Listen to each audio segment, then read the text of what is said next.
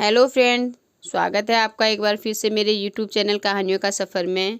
आज मैं आपके लिए एक नई कहानी लेकर आई हूँ, लेकिन उससे पहले अगर अभी तक आपने मेरे चैनल को सब्सक्राइब नहीं किया है तो प्लीज़ मेरे चैनल को सब्सक्राइब कीजिए और साथ ही बेल बटन को प्रेस कीजिए ताकि मेरी आने वाली कहानी आप तक आसानी से पहुँच सके। तो चलिए फ्रेंड्स, शुरू करते हैं हम आज की नई कहानी। एक साधु घने जंगल से होकर जा रहा था। उसे अचानक सामने से बाघ आता हुआ दिखाई दिया।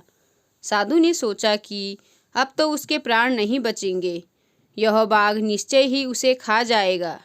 साधु भय के मारे कांपने लगा। फिर उसने सोचा कि मरना तो है ही, क्यों न बचने का कुछ उपाय करके देखें।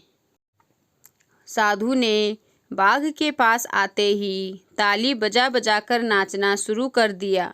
बाघ को यह देखकर बहुत आश्चर्य हुआ। वह बोला, अरे मूर्ख, क्यों नाच रहे हो? क्या तुम्हें नहीं पता कि मैं तुम्हें कुछ ही देर में खा जाऊंगा? साधु ने कहा, हे बाघ, प्रतिदिन बाघ का भोजन करता हूँ।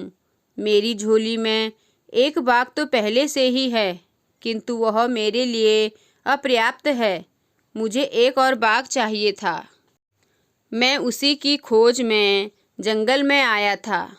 तुम अपने आप मेरे पास आ गए हो, इसलिए मुझे खुशी हो रही है। साधु की बात सुनकर बाघ मन ही मन कुछ डरा, फिर भी उसे विश्वास नहीं हुआ। उसने साधु से कहा, तुम अपनी झोली वाला बाघ मुझे दिखाओ। यदि नहीं दिखा सके तो मैं तुम्हें मार डालूंगा। साधु ने उत्तर दिया, ठीक है, अभी दिखाता हूँ। तुम जरा ठहरो, देखो, भाग मत जाना। इतना कहकर साधु ने अपनी झोली उठाई। उसकी झोली में एक शीशा था।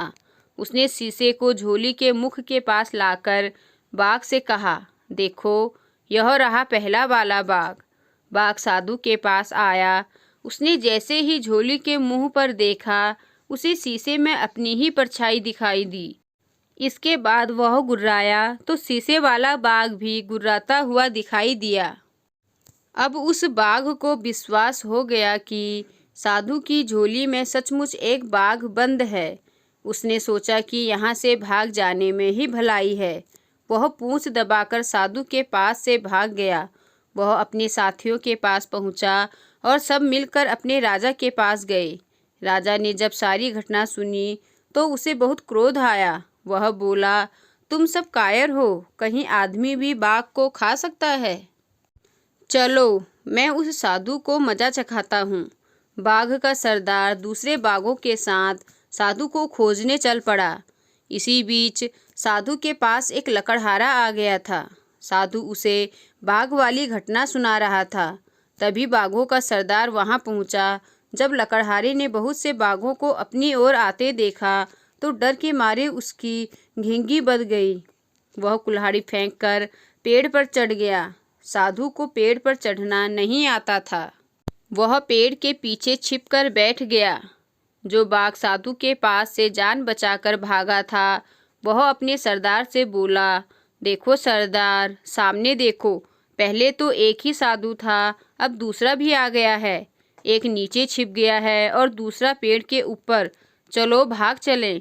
बाघों का सरदार बोला, मैं इनसे नहीं डरता।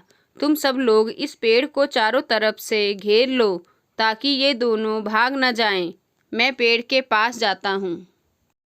इतना कहकर बाघों का सरदार पेड़ की तरफ बढ़ने लगा। साधु और लकड़हारा अपनी अपनी जान की खैर मनाने लगे। अचानक लकड़हारे को एक चींटी ने काट खाया।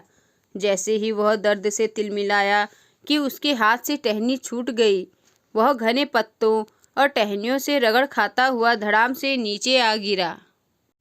साधु ने उसे गिरते हुए देखा तो वह बहुत जोर से चिल्लाया, बाघ के सरदार को पकड़ लो, जल्दी करो, फिर यह भाग जाएगा।